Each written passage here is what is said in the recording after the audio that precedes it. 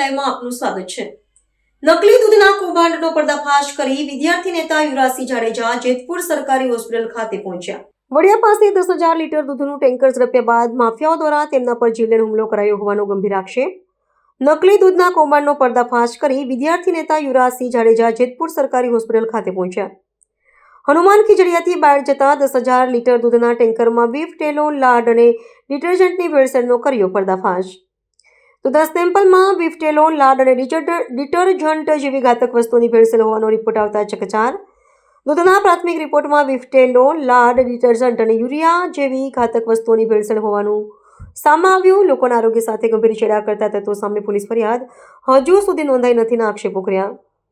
Police દ્વારા હજુ કોઈ પણ પ્રકારની કાર્યવાહી કરવામાં આવ્યોના આક્ષેપો કર્યા। જેતપુર સરકારી હોસ્પિટલ ખાતે કોઈ પણ પ્રકારની સુવિધા ન હોવાના આક્ષેપ। ચેતરભાઈ વસાવા પર સામે ગ્લાસ પડ્યો ગ્લાસ મારવાનો પ્રયાસ ખાલી કરવામાં આવ્યો, ખાલી કાચનો ગ્લાસ પડ્યો પ્રયાસ કરવામાં આવ્યો, એની પર 300 હાથ લાગી ગઈ। એ જ રીતે રાજુભાઈ કરપડા હોય કે કદાચ બીજા અન્ય જે નેતા હોય, અમારા જેવા લોકો જે છે એ વ્યક્તિ ઉપર હું તો હજી ગાડી લઈને ખાલી રિવર્સ લેતો હતો, ત્યાં મારી ઉપર 300 હાથ લગાડી દીધી। એક વ્યક્તિ ગાડી પર આવીને ચડી ગયા, ત્યાં 300 હાથ લગાડી દીધી। અમે કોઈને મારવાનો મારી નાખવાનો પ્રયાસ નથી। અહીંયા તો સ્પષ્ટપણે દેખાય છે કે ભાઈ આ મારી નાખવાનો જ પ્રયાસ છે, એમાં બીજું કશું જ કાંઈ છે જ નહીં। આ મારી નાખવાનો પ્રયાસ થયો, છતાં હવે આ 300 હાથ લેવા માટે તૈયાર નથી।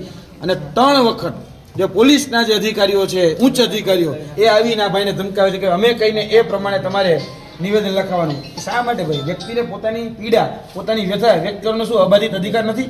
શું આપણે બંધારણ આપણે અબાધિત અધિકાર નથી આપતો?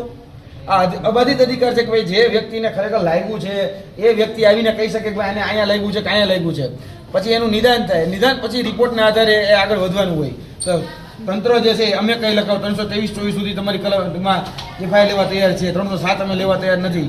કામ હોય તો વ્યવસ્થા રિફર કરી દો।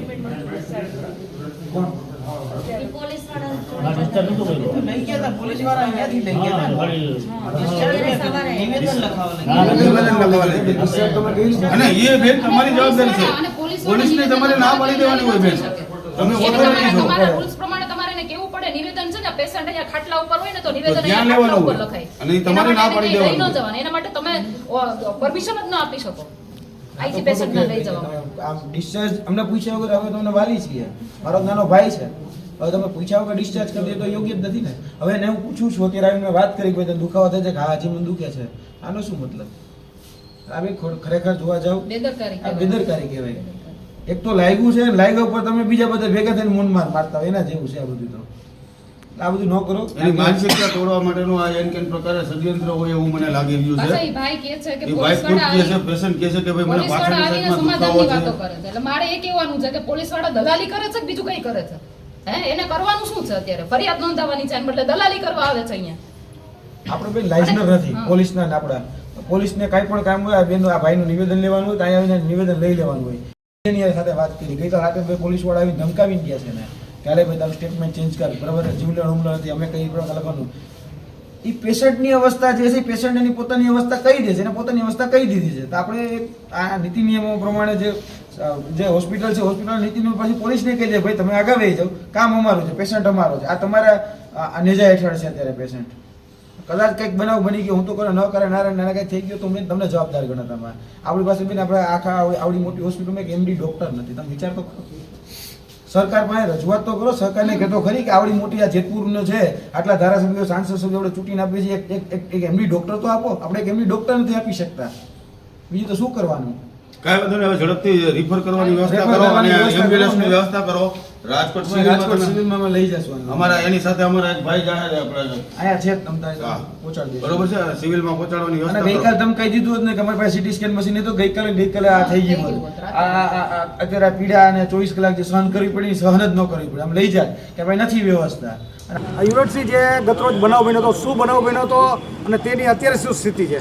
ખાસ કરીને ગુજરાતની અંદર જે સફેદ દૂધનો જે કાળો બજાર ચાલતી હતી એ કાળા બજારને ઉજાગર કરવા માટે હનુમાન ખીજડીયાથી જે દૂધ ભરી અને અરવલ્લી બાયર તરફ જે જતું હતું, ત્યાં ખાસ કરીને વડિયા જે છે ગામ, ત્યાં એક ટેન્કર જે જતું હતું એનો ફોટોગ્રાફ અમારા દ્વારા લેવામાં આવ્યો હતો। ત્યારે અમારી ઉપર હુમલાનો પ્રયાસ કરવામાં આવ્યો હતો અને અમારી ઉપર જીવલેણ હુમલો કરવામાં આવ્યો હતો।